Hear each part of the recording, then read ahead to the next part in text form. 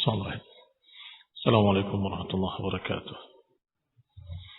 إن الحمد لله نحمده ونستعينه ونستغفره ونعوذ بالله من شرور أنفسنا ومن سيئات أعمالنا. من يهده الله فلا مضل له ومن يضلل فلا هادي له، وأشهد أن لا إله إلا الله وحده لا شريك له، وأشهد أن محمدا عبده ورسوله صلى الله عليه وعلى آله وأصحابه والتابعين وتابع التابعين ومن تبعهم بإحسان إلى يوم الدين. يا أيها الذين آمنوا اتقوا الله حق تقاته ولا تموتن إلا وأنتم مسلمون. يا أيها الناس اتقوا ربكم الذي خلقكم من نفس واحدة وخلق منها زوجها وبث منهما رجالا كثيرا ونساء، واتقوا الله الذي تساءلون به والأرحام إن الله كان عليكم رقيبا.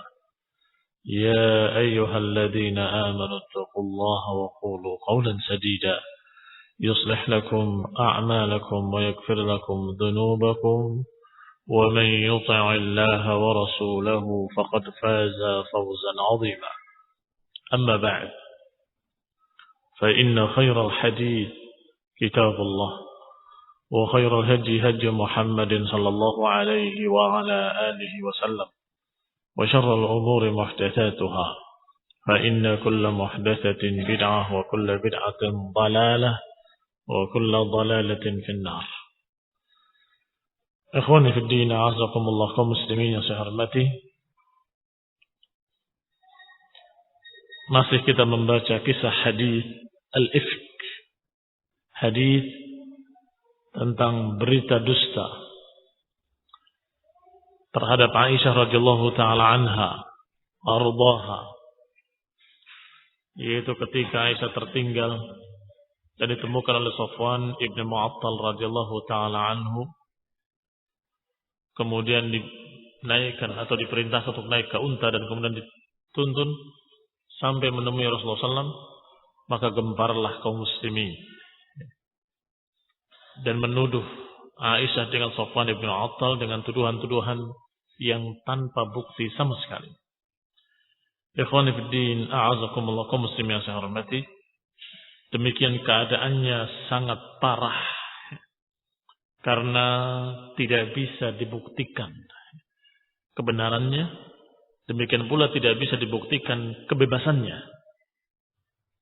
Sampai pada ujung-ujungnya Rasulullah sendiri bertanya pada Aisyah, walaupun dengan bahasa yang sangat sopan, kalau engkau sudah meninggalkan dosamu, bertobatlah pada Allah Subhanahu wa taala.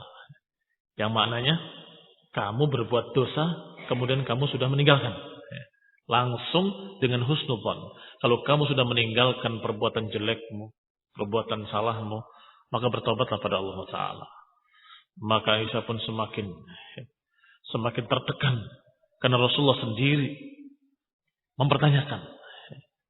Maka dia membiarkan ibu bapaknya untuk menjawab. Ternyata ibu bapaknya juga diam. Kata Aisyah kepada keduanya, "Ala tujibani Rasulullah? Apakah tidak engkau jawab Rasulullah?" Mereka berkata, "Madza nujib?" Mau jawab apa? Mau jawab apa? Kalau aku bela engkau ternyata benar-benar terjadi? Bagaimana? Inilah yang membuat Aisyah radhiyallahu taala menjadi-jadi tangisannya dan semakin sedih.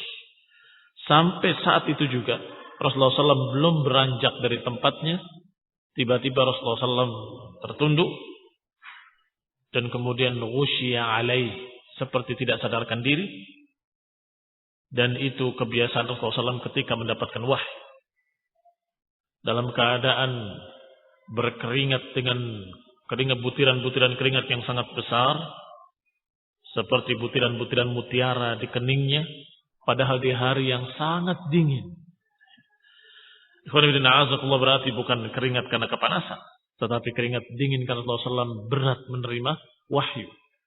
Bahkan ketika di atas unta, untanya terduduk ketika Rasulullah SAW mendapatkan wahyu. Maka saat itu Rasulullah SAW dalam keadaan tertegun sejenak dengan berkeringat, dan semua yang hadir tahu kalau Rasulullah SAW sedang menerima wahyu. Bapak ibunya Aisyah tahu, Aisyah sendiri tahu, dan juga seorang wanita dari kalangan Ansar juga tahu, Ali bin Abi Thalib juga tahu, semua tahu kalau Rasulullah SAW sedang menerima wahyu. Maka semuanya gelisah kecuali Aisyah radhiyallahu taala anha. Sangat tenangnya, sangat tenteramnya. Karena dia merasa tidak berbuat. Dan dia yakin, beriman kalau yang Maha tahu hanya Allah Subhanahu wa taala. Sedangkan yang lain tidak tahu. Maka ketika Rasulullah SAW mendapatkan wahyu, langsung Aisyah merasa dengan prasangka baik, ini penyelesaian. Ini insyaallah pembebasanku. Ini insyaallah adalah sesuatu yang akan menyelesaikan permasalahan. Adapun ibu bapaknya Aisyah, kan dalam keadaan tidak tahu. Sehingga sangat takutnya. Ini Rasulullah mendapatkan wahyu. Jangan-jangan wahyunya membenarkan kalau Aisyah ternyata benar-benar berbuat. Sampai-sampai kata Aisyah, ketakutan mereka berdua seakan-akan mereka akan mati. Akan keluar rohnya dari badan-badan mereka. Thumma surya an Rasulullah sallallahu alaihi wa ala alihi wasallam fajalas. Kemudian Rasulullah pun tersadar. Berarti selesai menerima wahyu, mengangkat kepalanya dan duduk. Wa innahu la yatahaddar minhu mithl juman fi yaumin syatin. Dan sungguh mengalir di kening beliau butiran-butiran keringat seperti butiran-butiran mutiara. Fi yaumin syatin, di hari yang sangat dingin. Faja'ala yamsahil 'araq an jabinihi wa yaqul. Maka beliau pun mengusap keringatnya di keningnya, kemudian berkata, "Abshiri ya Aisyah, bergembiralah engkau wahai Aisyah. Faqad anzalallahu bara'atak. Sungguh demi Allah Allah telah menurunkan untukmu pembebasanmu." Qultu, aku katakan, bihamdillah, segala puji bagi Allah Subhanahu wa taala. Tsumma kharaja ila an-nasi fakhatabahum. Maka Nabi pun keluar menemui manusia dan kemudian berkhutbah menyampaikan kepada mereka apa yang didapat dari Allah Subhanahu wa taala. Wa tala 'alaihim ma anzalallahu 'alaihi minal Qur'an. Maka Nabi pun membacakan kepada mereka apa yang Allah turunkan dari ayat-ayat Al-Qur'an dalam masalah itu. Tsumma amara bi Mistah ibni Utsatha. Setelah dibacakan ayat-ayatnya yang berarti Aisyah sangat bersih dari tuduhan-tuduhan tersebut, yang berarti semua orang yang berbicara dengan fitnah itu telah berdusta dan layak dihukum dengan hukum cambukan seorang pendusta, maka diperintahkan orang-orang tersebut untuk dihukum. Amara bi Mistah ibni Utsatha, di antaranya Mistah ibni Utsatha dan Hasan ibni Thabit wa Hamnah binti Jahash radhiyallahu taala anhum. Semoga Allah meridhai mereka dan memaafkan mereka, mengampuni mereka. Wa kanu mimman afsabil fahisyah, dan mereka termasuk orang-orang yang ikut berbicara dengan tuduhan-tuduhan fahisyah itu, tuduhan-tuduhan jelek itu. Faduribu haddahum, maka dicambuklah mereka. Ada catatan penting di sini. Apa catatan pentingnya? Bahwa yang dicambuk dihukum seperti Mistah dan Hasan bin Thabit dan Hamnah binti Jahash adalah orang-orang mukmin, orang-orang yang mengakui kesalahan. Ya Rasulullah, aku ikut-ikutan, aku berbicara, hukumlah aku. Adapun para munafikin, selalu mereka mengambil sumpah-sumpahnya sebagai tameng. Adapun munafikin selalu bersumpah dengan nama Allah untuk melindungi dirinya. Ittakhadhu aymanahum junnatan fasaddu an sabilillah. Mereka mengambil sumpah-sumpah mereka sebagai tameng-tameng untuk melindungi diri-diri mereka, kemudian mereka menghalangi jalan Allah Subhanahu wa taala. Sehingga ketika mereka dikatakan, kamu juga ikut bicara. La wallahi, sungguh demi Allah, aku tidak berbicara seperti itu. Wallahi ma aqulu hadzal qaul. Aku tidak mengucapkan ucapan seperti itu. Masih ingat ucapan Abdullah bin Ubay bin Salul. Ucapan yang jelek, la yukhrijannal a'azzu minhal adal. Ketika ditanya, apa jawabnya? Demi Allah aku tidak mengucapkan seperti itu. Sehingga karena Rasulullah SAW menerima sumpah mereka dengan nama Allah, maka mereka terbebas. Maka mereka pun tidak dihukum. Ketika mau dihukum, wallahi saya tinggal berbicara seperti itu. Selesai. Justru yang dihukum tadi yang benar-benar mengaku salah. Saya ini memang ikut-ikutan. Hati-hati. Jangan terbalik. Mengatakan seperti ucapan beberapa mutasyayyi', orang yang kesyiah-syiahan atau yang tertipu dengan syiah, yaitu menyatakan mereka-mereka yang dicambuk ketika itu adalah para munafikin. Hati-hati. Kelihatannya membela Aisyah. Aisyah yang suci, yang tidak berbuat dosa apapun, kemudian dituduh dengan tuduhan seperti itu. Mereka hanya dicambuk para munafikin itu. Maka mereka dicambuk itu seperti Hasan bin Thabit, Hamnah binti Jahsh, dan juga Mistah. Mereka adalah begini dan begitu. Dicerca mereka seakan-akan mereka munafikin. Terbalik. Maaf. Justru munafikin tidak dicambuk karena mereka bersumpah dengan nama Allah kalau mereka tidak ikut-ikutan. Dengan dusta. Nanti yaumul qiyamah mereka akan dibalas oleh Allah Subhanahu wa taala. Qala Ibnu Ishaq an ba'd rijal Bani Najjar. Diriwayatkan ada beberapa orang-orang dari suku Bani Najjar. Anna Aba Ayyub Khalid ibn Zaid, Abu Ayyub yang bernama Khalid ibn Zaid, qalat lahu imra'atuh, istrinya berkata kepadanya. Istrinya yaitu Ummu Ayyub. Atasma' ma yaqulun nas fi Aisyah? Wahai suamiku, apakah kau dengar berita-berita manusia yang menceritakan tentang Aisyah? Qala bala. Kata Abu Ayyub, iya, aku dengar. Wa dzalikal kadzib, itu adalah kedustaan. Akunti ya Ummu Ayyub fa'ilah? Engkau, wahai istriku, wahai Ummu Ayyub, apakah kau ikut-ikutan berbicara seperti itu? Qalat wallahi ma kuntu li af'alah. Sungguh demi Allah, aku tidak mungkin melakukannya. Maka kata suaminya, fa Aisyah wallahi khairun mink. Aisyah demi Allah lebih baik dari kamu. Wahai istri. Kepada istrinya. Mengatakan Aisyah lebih baik daripada kamu. Ya, ini jangan ikut-ikutan membicarakan Aisyah. Sungguh Aisyah lebih baik daripada kamu. Qalat falamma nazala al-Quran. Dzakara man qala min ahli al-fahishati ma qala min ahli al-ifki faqala ta'ala. Maka qalat Aisyah menceritakan kembali. Ketika Al-Quran sudah turun, dzakara man qala min ahlil fahishati maqala. Allah sebutkan ucapan orang-orang yang berbicara dengan kejelekan-kejelekan. Apa yang mereka ucapkan? Allah kisahkan. Ini min ahlil ifk. Ini ucapannya para ahlul ifki. Para mereka-mereka yang ikut mengucapkan berita dusta. Maka Allah katakan dalam ayatnya, innal ladzina ja'u bil ifki usbatun minkum. Sesungguhnya mereka-mereka yang mendatangkan berita dusta itu hanya sebagian kalian. La tahsabuhu syarran lakum bal huwa khairun lakum.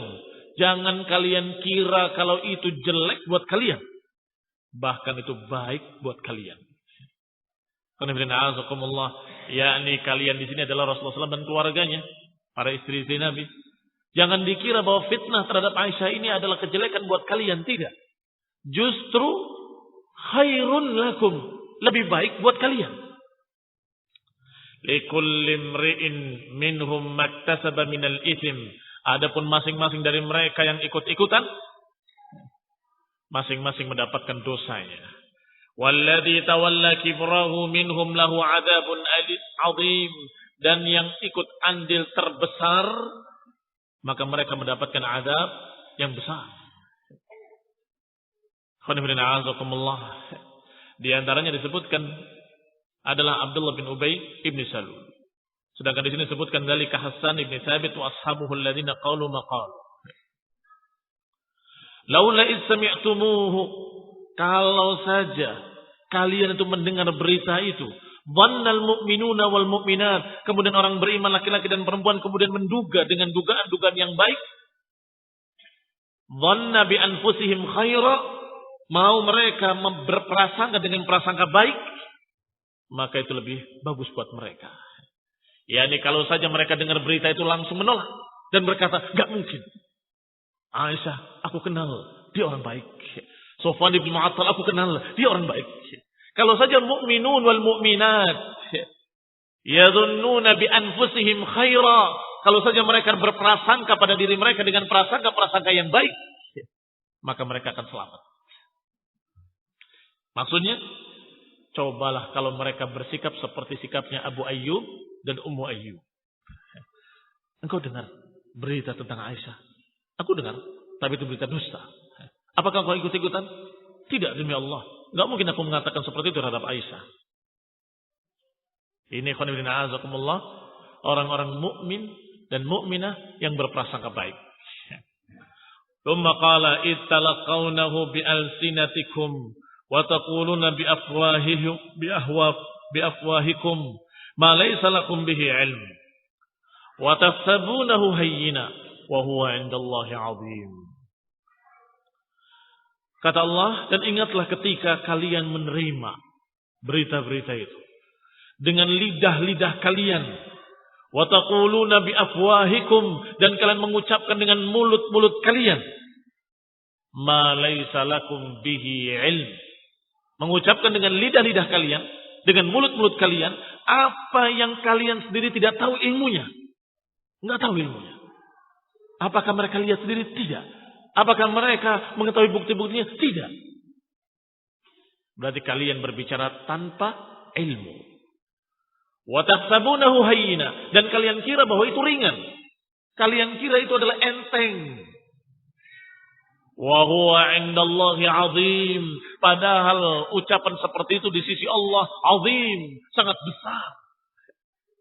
Qanibina azakumullah, mencerca seseorang yang mulia, yang tidak berbuat jelek, tidak berbuat salah, menuduh dengan tuduhan-tuduhan dusta, ini jangan dianggap enteng, ini azim. La tahsabunahu hayyina, jangan dianggap ringan, jangan dianggap enteng. Ini perkara besar, perkara berat.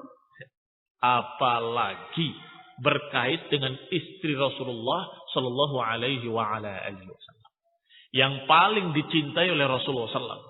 Maka Rasulullah SAW berkhutbah dan menyatakan dengan kalimat, di antara kalian ada yang menyakiti aku dengan menuduh keluargaku terhadap seorang yang baik, yakni Sofwan bin Mu'attal. Kalimat ini menunjukkan bahwa Rasulullah SAW sakit, sehingga perbuatan mereka bukan hanya menuduh Aisyah, satu menuduh Aisyah, kedua menyakiti hati Rasulullah SAW. Ketiga menuduh Sofwan bin Mu'attal yang baik pula. Sudah 3 orang terzalimi. Bahkan salah satunya adalah Rasulullah sallallahu alaihi wasallam, dan yang lain adalah istri Rasulullah sallallahu alaihi wasallam. Yang keempat, berarti mereka nantinya naudzubillah, berarti menghalangi dakwah Rasulullah SAW, yaitu riwayat-riwayat dari Aisyah semuanya akan tertolak. Itu yang keempat. Yang kelima, mereka menjatuhkan Rasulullah SAW karena memiliki istri yang seperti itu. Padahal Allah Subhanahu wa taala setelah membantah berita tersebut, Allah katakan at-tayyibuna lit-tayyibat wat-tayyibat lit-tayyibin. Wanita yang baik untuk laki-laki yang baik. Wanita yang jelek untuk laki-laki yang jelek. Al-khabithina lil-khabithat. Qanifina azakumullah muslimin saharbati. Maka tidak mungkin Rasulullah yang mulia dipilihkan oleh Allah seorang pezina. Mustahil. Yang keenam, berarti menuduh Allah tidak hikmah kalau menuduh Aisyah berzina. Berapa sudah itu? Perbuatan yang kalian anggap hayyin ternyata indallahi azim. Dan ini hukum mencerca sahabat, hukum mencerca istri-istri Nabi sama hukumnya. Azim, bukan hayyin. Qanibina a'azakumullah muslimin yang saya hormati.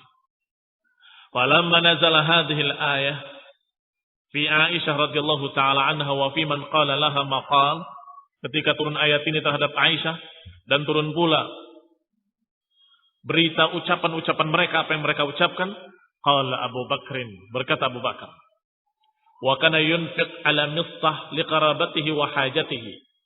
Abu Bakar berkata, dan beliau sudah terbiasa rutin memberikan infaknya kepada Mistah. Kenapa? Liqarabatihi wa hajatihi. Karena Mistah masih kerabatnya dan juga memang orang yang perlu dibantu. Setelah kejadian ini, Abu Bakar berkata, wallahi la unfiq ala Mistah syai'an abadan. Sungguh demi Allah, aku tidak akan lagi membantu, memberikan infaknya kepada Mistah selama-lamanya. Wala anfa'uhu binaf'in abadan. Dan aku tidak akan memberikan manfaat kepadanya selama-lamanya. Alladhi qala li Aisyah wa adkhala alaina. Yaitu orang yang berbicara dengan tuduhan kepada Aisyah dan memasukkan fitnah ke keluarga kami. Demikian kata Abu Bakar Siddiq radhiyallahu taala anhu. Qalat, Aisyah menceritakan lagi. Fa anzalallahu fi dzalik. Akhirnya Allah turunkan ayat itu untuk menegur Abu Bakar Siddiq radhiyallahu taala anhu. Wala ya'tali ulul fadli minkum was-sa'ati an yu'tu ulil qurba wal masakin wal muhajirin fi sabilillah.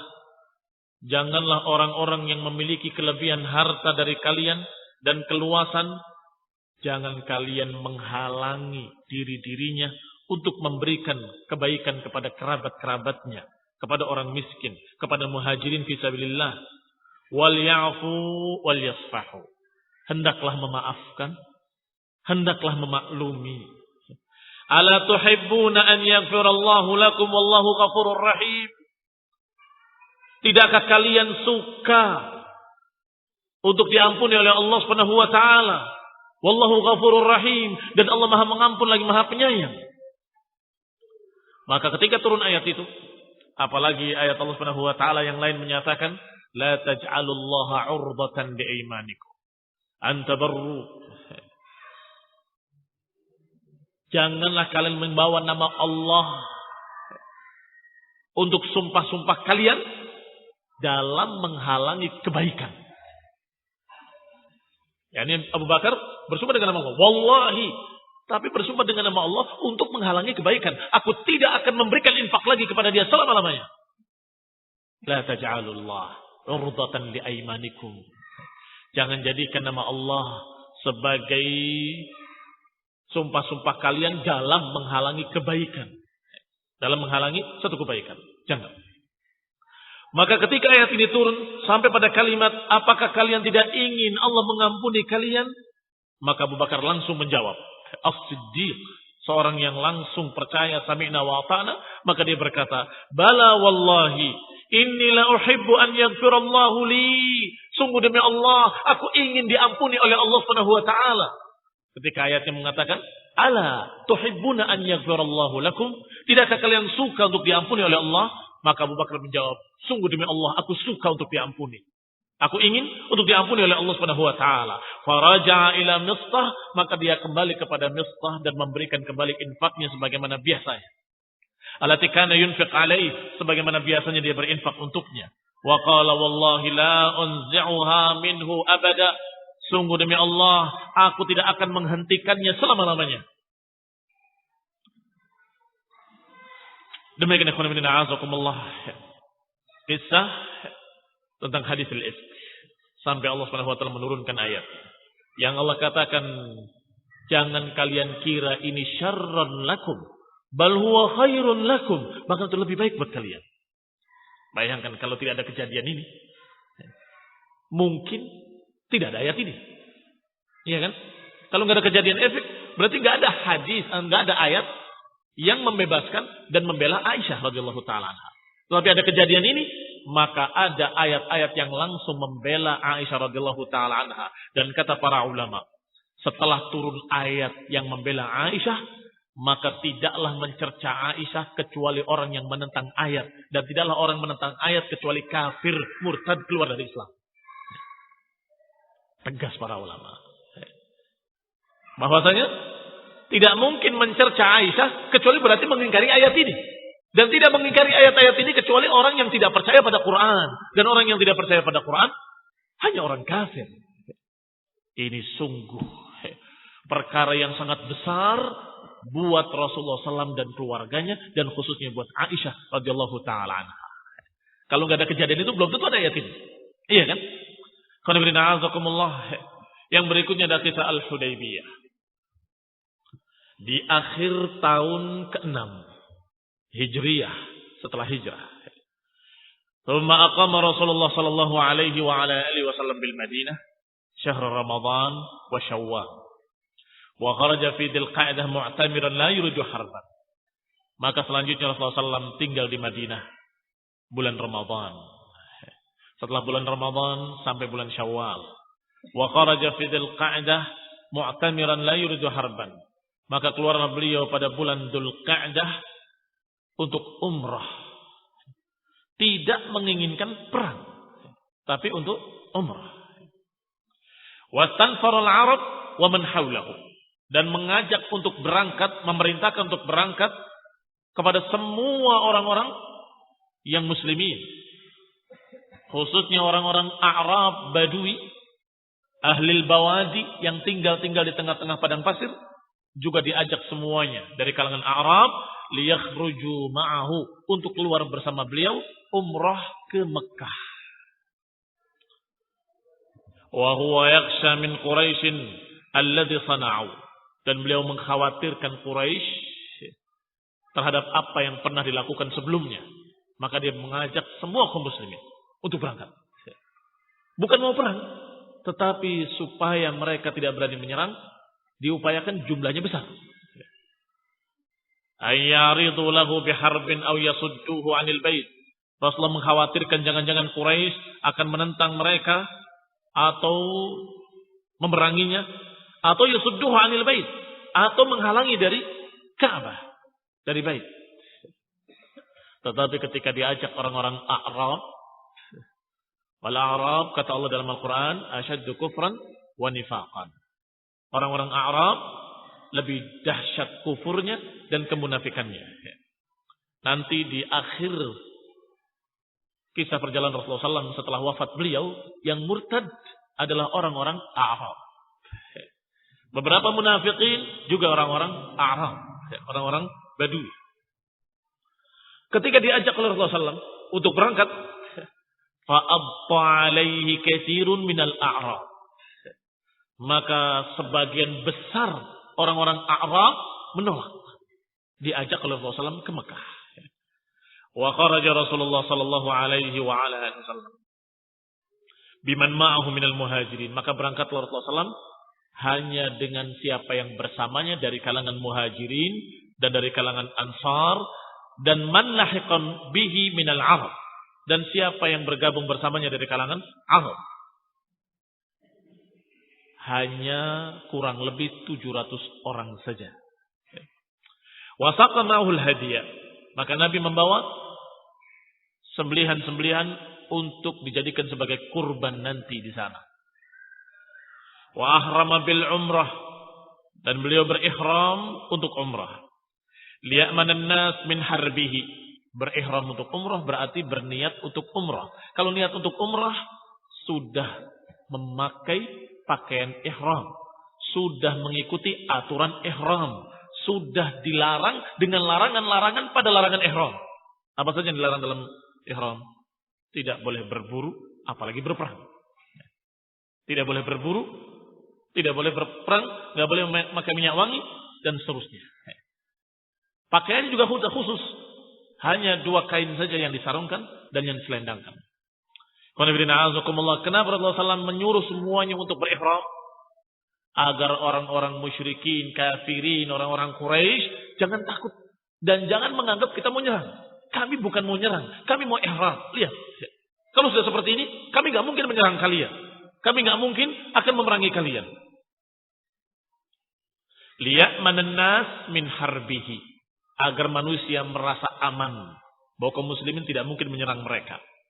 Wal ya'laman nasi annahu innama kharaja za'iran, agar manusia tahu bahwa beliau dan kaum muslimin keluar hanya saja untuk ziarah lihadal bait, ke Ka'bah. Wa mu'azziman lahu, hanya untuk mengagungkannya, untuk memuliakannya sebagaimana biasanya ihram, yaitu umrah. Wa kharaja Rasulullah sallallahu alaihi wa ala alihi wasallam hatta kana bi Usfan. Maka keluarlah Nabi, berangkatlah Nabi sampai ke daerah yang namanya daerah Usfan. Di sana beliau ditemui oleh seorang yang bernama Bishr ibn Sufyan al-Ka'bi. Bishr ibn Sufyan al-Ka'bi. Qala ya Rasulullah, hadhihi Quraisyun qad sami'at bimasirah. Ya Rasulullah, ini adalah orang-orang Quraisy. Aku lihat mereka sudah bersiap-siap karena mereka sudah mendengar kedatangan engkau.